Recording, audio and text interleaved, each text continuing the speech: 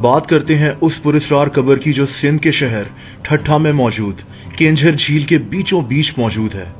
इस हैरत अंगेज जगह को देखने के लिए रोजाना सैकड़ों सयाह यहाँ का रुख करते हैं, लेकिन ये कब्र है किसकी? दोस्तों, ये कब्र नूरी जाम तमाची की है। कहानी कुछ यूं है कि ये लड़की केंझर झील के साथ आबाद एक मछेरों की बस्ती में रहा करती थी। इस बस्ती में छोटे छोटे हट्स बने हुए थे जहां मछेरे रहा करते थे। नूरी को झील के खूबसूरत पानी से बेहद लगाव था।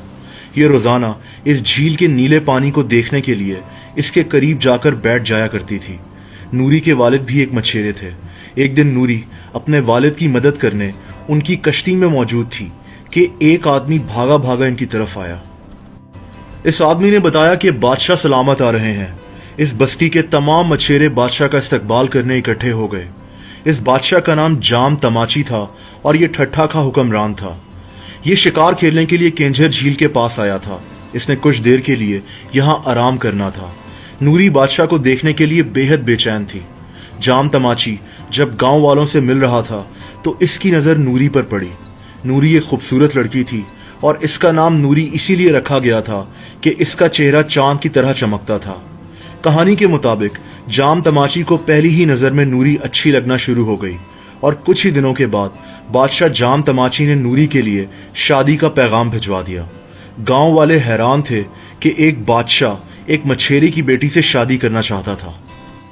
दूसरी तरफ नूरी बेहद खुश थी कि इसकी शादी एक बादशाह से होने लगी है, लेकिन इसे अपना गांव छोड़ने का भी गम था। दोस्तों, कहानी के मुताबिक जब नूरी की शादी बादशाह जाम तमाची से हो गई और ये बादशाह के महल में आ गई तो महल के ज्यादातर लोगों के लिए एक मछेरे की बेटी को मलका मानना मुश्किल हो गया। असल मसला बादशाह की वो 6 अदद बीवियां थीं जो महल में पहले से ही मौजूद थीं। इन 6 बीवियों ने नूरी से हसद करना शुरू कर दिया और ये नूरी के खिलाफ बादशाह जाम तमाची के कान भरने लगी। बादशाह ने इनकी बातों की तरफ ध्यान नहीं दिया, लेकिन फिर एक बात बादशाह को खटकने लगी। इसकी दूसरी बीवियों ने इसको बताया कि नूरी महल से हीरे जवाहरात चोरी कर कर अपने भाई को दे देती है, जो इनको अपने साथ अपनी बस्ती ले जाता है। बादशाह को महल के दूसरे लोगों ने भी बताया कि नूरी एक लकड़ी का बॉक्स अपने भाई को देती है। बादशाह को नूरी पर बहुत गुस्सा चढ़ा और इसने नूरी को रंगे हाथों पकड़ने का फैसला कर लिया। कुछ दिनों के बाद जब नूरी का भाई नूरी से मिलने महल में पहुंचा तो बादशाह ने अपने कुछ मुहाफिजों को नूरी के आसपास छुपाकर खड़ा कर दिया। इन मुहाफिजों ने देखा कि नूरी एक लकड़ी का बॉक्स अपने भाई को दे रही है, तो इन्होंने फौरन नूरी को पकड़ लिया और इससे ये बॉक्स छीन लिया। अब बादशाह जाम तमाची को बुलवा लिया गया। बादशाह बेहद गुस्से में था। नूरी बेहद हैरान थी कि ये सब क्या हो रहा है। बादशाह ने बॉक्स खुलवाने का हुक्म दिया कि नूरी ने कितने हीरे जवाहरात चुराए हैं। जो ही बॉक्स को खोला गया तो बादशाह की हैरत की इंतहा न रही। लकड़ी के बॉक्स में हीरे जवाहरात के बजाय मछली के कांटे पड़े हुए थे। बादशाह ने नूरी से पूछा कि यह क्या है। दोस्तों, नूरी ने बादशाह को बताया कि क्योंकि वो अपनी बस्ती में पकने वाले खाने की आदी हो चुकी थी तो इससे महल में पकने वाले खाने खाए नहीं जाते थे।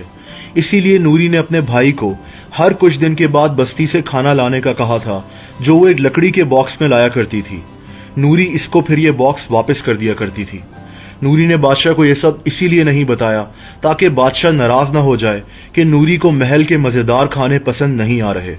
ये बात सुनकर बादशाह के दिल में नूरी के लिए मोहब्बत और इज्जत और बढ़ गई। इसके बाद बादशाह ने कभी नूरी के खिलाफ किसी की बात नहीं सुनी। बादशाह जाम तमाची और नूरी की यह दास्तां बेहद मशहूर हो गई। बादशाह अक्सर नूरी को लेकर इसकी बस्ती में जाता और ये दोनों घंटों केंझर झील के किनारे बैठे रहते थे। नूरी की मौत बादशाह जाम तमाची की जिंदगी में ही हो गई।